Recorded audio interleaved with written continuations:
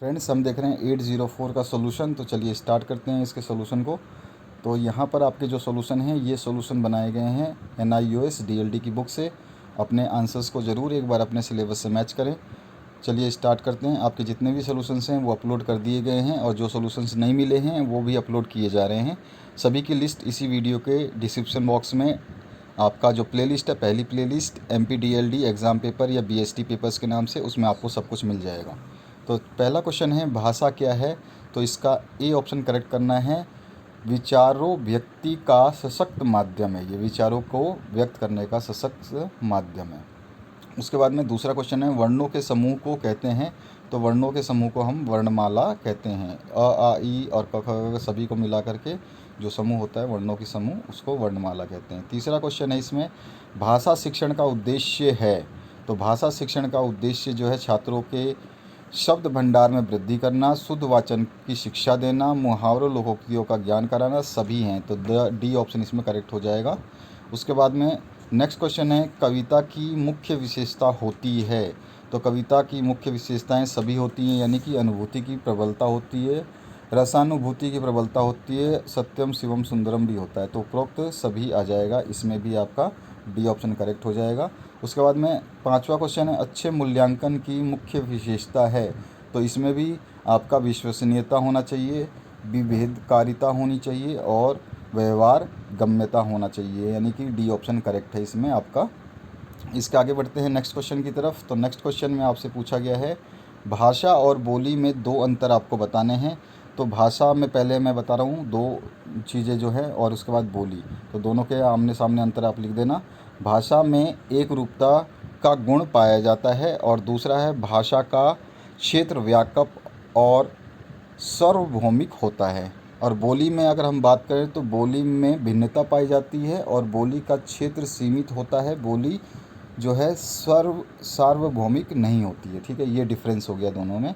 तीसरा जो क्वेश्चन है उसकी बात करें तो तीसरे क्वेश्चन में पूछा गया है भाषा अर्जन के कोई दो सिद्धांत लिखिए। तो भाषा अर्जन के कोई दो सिद्धांत में पहला सिद्धांत है रुचि का सिद्धांत। किसी भी पाठ की निरसता दूर करने के लिए पाठ को रुचिकर बनाना रुचि का सिद्धांत कहलाता है। और दूसरा है स्वाभाविकता का सिद्धांत। इसमें है भाषा मनुष्य की स्वाभाविक शक्ति होती है, वह भाषा अपनी प्रकृति से सीखता है, इसे ही स्वाभाविकता का सिद्धांत कहते हैं। उसके बाद में क्वेश्चन नंबर 4 है आपका उपचारात्मक शिक्षण क्या है। तो उपचारात्मक शिक्षण एक ऐसी शिक्षण प्रक्रिया या कार्य है जिसके अंतर्गत किसी एक बालक या बालकों के एक समूह की किसी विशेष प्रकार की कठिनाई या समस्या का उपचार या हल करने के लिए शिक्षण प्रक्रिया या कार्य का उपयोग किया जाता है। ठीक है, ये इसका सॉल्यूशन हो गया। क्वेश्चन नंबर 5 की बात करें तो यहाँ पर पूछा गया है कहानी की कोई दो परिभाषा आपको देनी है। तो मुंशी प्रेमचंद के अनुसार कहानी की परिभाषा जो है, कहानी एक ऐसी रचना है जिसमें जीवन के किसी एक भाग या एक मनोभाव को प्रदर्शित करना लेखक का उद्देश्य होता है। उसकी शैली, चित्रित और कथानक एक ही भाव को प्रकट करते हैं। और दूसरा परिभाषा हम चार्ल्स गैरेट के अनुसार लिख सकते हैं कहानी एक लघु वर्णनात्मक गद्य रचना है जिसमें वास्तविक जीवन को कलात्मक रूप से प्रस्तुत किया जाता है। कहानी का मुख्य उद्देश्य मनोरंजन होता है।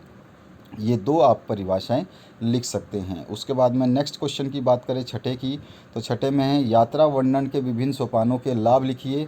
तो यात्रा वर्णन के विभिन्न सोपान में आपका रोचकता आता है, कल्पनाशीलता है, मनोरंजन है, जीवन के प्रति दृष्टिकोण है, प्रकृति प्रेम की भावना है, उल्लास की भावना आदि। ये सारे विचार आप इसमें सोपान में लिख सकते हैं। सातवां क्वेश्चन है इकाई योजना की दो विशेषताएं लिखिए। ये सारा सोल्यूशन जो है आपका NIOS DLD की बुक से बनाया गया है।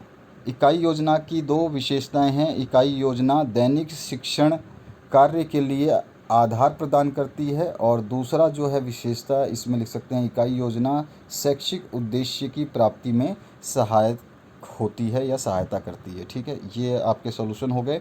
8वां और 9वां क्वेश्चन बड़े हैं, मैं क्वेश्चन बता देता हूँ आपको। क्वेश्चन है आपका भाषा शिक्षण कि शिक्षण में संदर्भ सामग्री क्या होती है, इसके स्रोत आपको लिखने हैं। अथवा में है मौलिक लेखक क्या है और इसके महत्वपूर्ण बिंदु आपको बताना है। 9वां क्वेश्चन है भाषा प्रयोगशाला क्या होती है, इसकी उपयोगिता आपको बतानी है।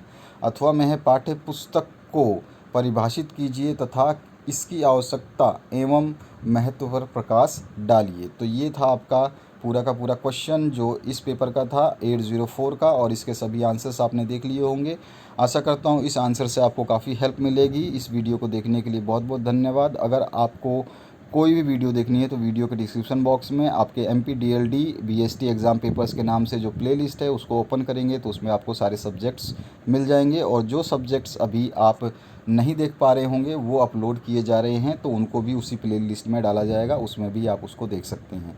तो ये था पूरा का पूरा 804 का सोल्यूशन। जैसा आपने देखा बड़े 2 क्वेश्चन छोड़ दिए गए हैं 8 नंबर और 9 नंबर को, ये आप अपनी मर्ज़ी से अपने बुक के हिसाब से लिख सकते हैं। Thank you very much for watching this video.